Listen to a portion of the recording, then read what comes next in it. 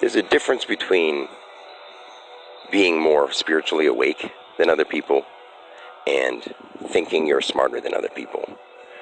When someone from a courthouse calls me and tells me that he wanted to know how much I make, and I told him that I have plenty of money that I can pay for, but I will never work a job that idolizes paper so that we can vote for people to put in an office, and he says, right now you're making fun of me. I feel that you're insulting me because I work for the government. And I'm saying, well, right now I'm just telling you that by working for the government, you're not going to listen to me in full.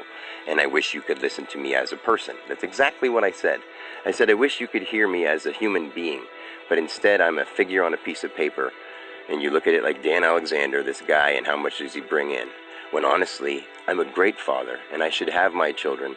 And the reason that I'm talking like this is because for 20 years of my life, I've done nothing but work jobs, sometimes homeless, sometimes never getting to sleep, sometimes doing just the hardest jobs that anyone that I know has done. And this guy will tell me that he, because whoever he is, bless him, honestly, I have nothing against him. He's doing his job, but as a human being, or as a spiritual being, he has no idea what he's really doing in the world if he's working for a government to make paper. Of course, he was raised his whole life that way, and he doesn't want to listen and face the truth. That's the problem with most people. And he was just in a hurry to get off the phone, and I was like, I just wanted to make sure you knew where I was coming from, because no one sits down and listens. If Jen was listening on a speakerphone, I had said, all I want to do is get my family together and sit down and speak consciously to them, because none of them are living consciously. And I'll tell them that all of their faces, not because I'm trying to be mean or think that I'm smarter. It's just because I'm cleaner, I'm purer, I'm 100% spirit. I don't eat animal flesh. I don't think like an animal. I don't act like an animal. I don't have animal tendencies. And I'm not saying that anyone's wrong for doing it. In fact, I say it's okay if you want to do it, but it's not great, and it's not going to help your spiritual progression, which is what you're really here to do, whether you get it or not. And when you die, you'll get it. Now, if you take away all your attitude problems and all the things you need to adjust and think that one day you breathed your first breath, one day you'll breathe your last breath. In between all that shit, you may have some attitude adjustments you may need to do, and you may have some problems that you need to figure out on your own. Whether you're this job or that job or this position or that position, I'll tell you about yourself because you need to hear it. And I don't think I'm smarter. I just know I'm awake, and I know where I've been and who I am. And I can't let other people, even they themselves, tell me they know better, and they insult me and tell me you think you're smarter than me. I doubt that. And I'm like, I'm not trying to compete with you on any smart or unsmart, man. You're just getting personal, because all I said was, since you work for the government, you're not going to take me seriously. That's what I said. You're going to talk to me as I'm a figure on a piece of paper. And then he went back to talking about the money that I bring in, and I'm like, see. And I'm like, because, like, your job, I just want to use an example. I'm like, I'm sure you wake up in the morning, you've gone through your whole life saying you wanted to be something and wanted to be somebody and wanted to grow up, and you did the best you could to get a job. And I was like, and we all have. So I was using me as an example, everybody as an example, and him as an example. And he's like, I feel you're personally attacking me. And I'm like, I'm not saying you. I'm just saying, if you work for the government, you're basically trying to make paper to qualify for other people, are you not? And other people don't want to hear that truth.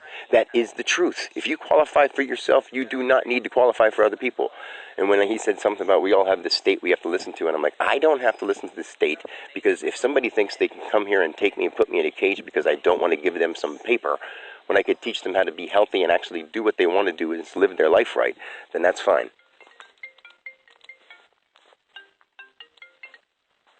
Hello? Yeah, I don't know what happened. I was actually waiting. Okay.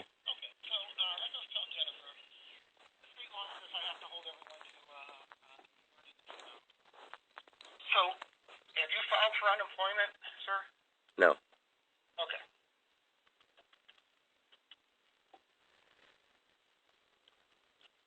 And if I may ask, you have another support order I see in our system. So if I can ask, how are you supporting yourself without unemployment or wages coming in? I'm writing, right at this moment, I'm writing my books, I'm writing movies and skits and all the things that I've wanted to do with my time but never had time to do. And I have tons of money saved up, so. And I saved up more than enough to pay for all my kids to get through school, or till the time they're 18, for child support at the rate they're at. And I really, I just want to be in their lives. I wasn't trying to insult anybody. I've had my whole. I understand. I know. No, you don't. See, I've had my whole fatherhood taken away from me. I've never gotten to see my kids, and I've tried. And all I get is these kind of things, telling me they need my money for my kids when all I want is my kids. Have you tried going to custody court? It always backfires. Always.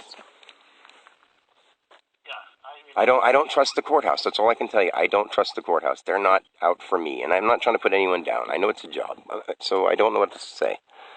I'm never right because I come from the heart, not from a policy. That's why people don't care. I just want my kids in my life, and I'm a good dad. I mean, I understand the point. Unfortunately, I've got this huge book of rules from the Commonwealth. I know.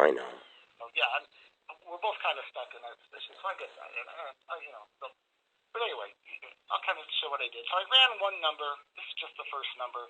I'm going to run another one, including some health insurance. But just to give you an idea of what we're doing here. So anyway, Jennifer gave me income information, which I put into the system. For you, I don't have any current income information, so I used income information on a previous order.